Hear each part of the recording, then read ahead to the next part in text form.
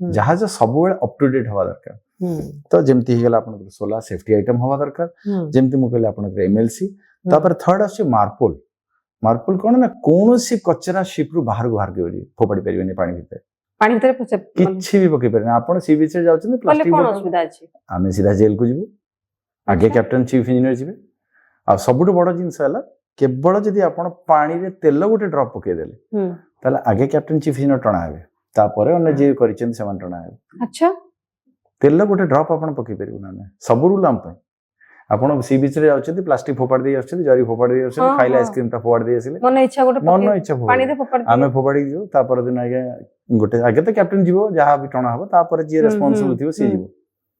तो कोनोसी कचरा हमें बाहर को पके परिबो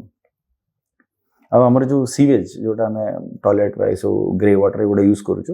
ता भी गोटे सीवेज ट्रीटमेंट प्लांट अछि एमति न जे पानी रे छाड़ दो सेमति ओ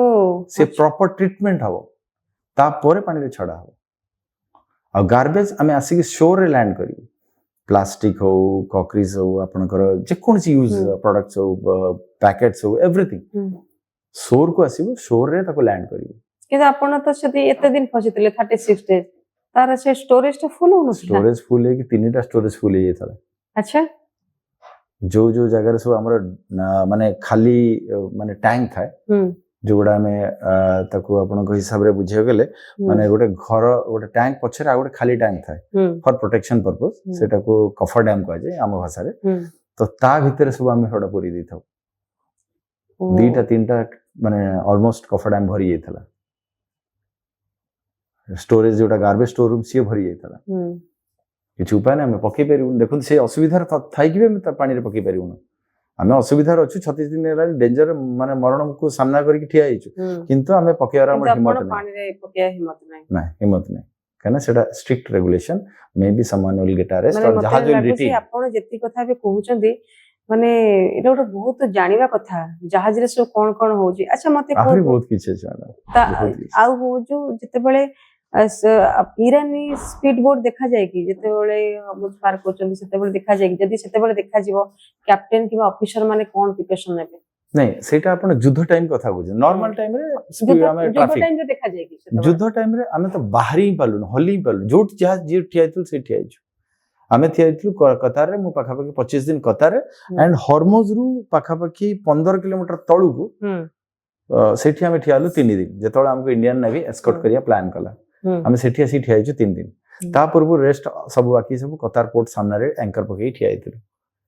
जोटा कि हमर 19 तारिख दिन हमर बहुत भयंकर परिस्थिति क्रिएट हेई थबो 19 तारिख दिन घटना डाटी मते कहले कोन 19 मार्च रे सब दिन ठीक ठाक चल थला हां पिला मनकर मोरल हाई करी जेमथि तांका सहित दिन काटिया कथा तांको किछि बेसी किछि काम दिया हे नथला मु सबले पिलां को तम मन इच्छा काम कर केही प्रेशराइज नो तमे निजुको एंगेज रखो ता भितरे हमें देखुतलु मिसाइल भी जाउथला ऊपर माने मुंडो देकी जाईची मिसाइल्स सेड देखु आपण मुंडो देकी मिसाइल जाई शिप ऊपर देकी जाईची मिसाइल अच्छा आपण जानि पले मिसाइल जाउछु डिफ्यूज करू हम देखि परुछु क्लियरली देखि परुछु डिफ्यूज होउछि डेब्रिस गुडा पडुछि हम देखि परुछु क्लियरली से पर्यंत ठीक थला मैडम से पर्यंत हां ठीक है सब ठीक है हम भलो भले जी 19 तारिख दिन 19 नहीं एटा ता पूर्व कथा कहू 19 तारिख पूर्व कथा कहू 19 तारिख दिन राति रे मोर वाच स्टार्ट हवार थिला अराउंड मोर राति रे 4 to 8 चिव ऑफिसर ड्यूटी ला 4 to 8 राति मॉर्निंग 4 to 8 तो मोर आसुछि मो सेकंड ऑफिसर को छाडीबे हम दियाने ठिया के हैंड ओवर टेक ओवर करूछु प्लस बाहर टिके ठिया के माने ओपन एरिया रे ठिया के कथा होतु मैडम कथा होछु जस्ट गोटा शॉट किना आसिला पहिला भयंकर साउंड गला हम ठिया हिच पूरा माने माने जहाज पूरा माने हली गला तार इमीडिएटली 30 सेकंड भीतर देखुछ आउ दीटा इमीडिएटली हम निजे कैमरा बाहर कर दी जन जगह शूटिंग करू इवन से क्लिप भी मु आपन शेयर करिवि मु हम शूटिंग करू हमें देखु हम आगे दीटा तीनटा फटाफट पड़ला आउ दी तीनटा को इमीडिएटली कतार नेवी कतार फोर्स डिफ्यूज कला तार जो डेब्रिज गुडा पइला हम अखा पाखरे पाखा गोटे किलोमीटर डिस्टेंस रे दी तीनटा शिप थिला तार जो ब्रिज टा हम जो वाच करू जो ब्रिज को जाय सेटा पूरा डैमेज कतार नेवी इमीडिएटली कॉल करूची जे समस्त को सब 60 इंडिविजुअल शिप को के हैम्पर हिच के डैम डेथ हिची कि किछि डैमेज हिची रिपोर्ट करामु तो जो मानकर डैमेज हिला सम रिपोर्ट करथला मे वीएचएफ रे जो कहली कम्युनिकेशन केते डैमेज हितला सेते बेले दीटा शिप पूरा ब्रिज डैमेज पूरा दीटा शिप डैमेज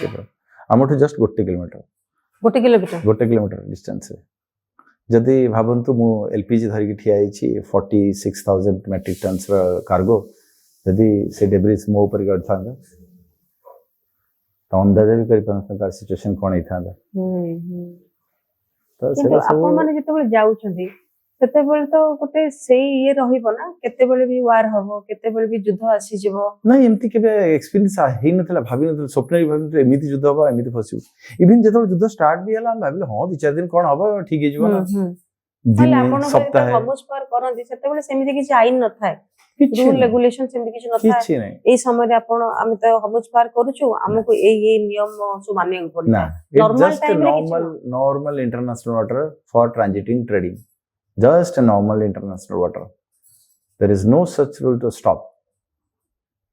आमे जेतबेले चाहिबो जाई परबो जेतबेले चाहिबो आसी परबो जस्ट ओपन बस खाली एतिकी जे नैरो एरिया ଆପଣ କେତେ ବର୍ଷ ହେଲାଣି ଏଥିରେ ଅଛନ୍ତି शिपिंग रे मोर हेगानी 15-16 वर्ष हेगानी 15-16 ବର୍ଷ ଭିତରେ ଆପଣଙ୍କର ଏଇଟା हॉर्मोन्स रे मु पाखा पाखी आज की 7-8 वर्ष करूची 7-8 ବର୍ଷ 7-8 वर्ष हेगानी से एरिया देखि मोर का मु गल्फ इंडिया ही करे ଏଇଟା ଅଛି ମୁଁ ଆପଣଙ୍କର Indian ship ପ୍ରଥମ ଅଭିଜ୍ଞତା ବୋଧେ हाँ, ଏକ୍ସପିରିଏନ୍ସ एटा ଫାର୍ଷ୍ଟ ए ଏକ୍ସପିରିଏନ୍ସ वार एक्सपीरियंस फर्स्ट टाइम ୱାର ଏକ୍ସପିରିଏନ୍ସ ଫାର୍ଷ୍ଟ ଟାଇମ माने मु नॉर्मली 7-8 वर्ष रे इंडियन शिप रे अछि इंडियन कंपनी रे हम्म गल्फ रे लोड करे इंडिया को दिए हम्म तो ये गल्फ रे लोड करके इंडिया दबा को मात्र 4 दिन 10 दिन लगे यदि आपण वेस्ट कोस्ट को आसीबे बॉम्बे गुजरात एंड ऑल सेडा सब 3 दिन 4 दिन में पहुंच जाओ और यदि ईस्ट कोस्ट को आसीबे ताले मैक्सिमम 9 दिन 10 दिन लगे जेंति वाइजैक हल्दिया एटा लास्ट सेठी आसले 9-10 दिन माने विदिन 4 to 10 डेज रे हम इंडिया अप एंड डाउन करू रेगुलरली एलपीजी नहीं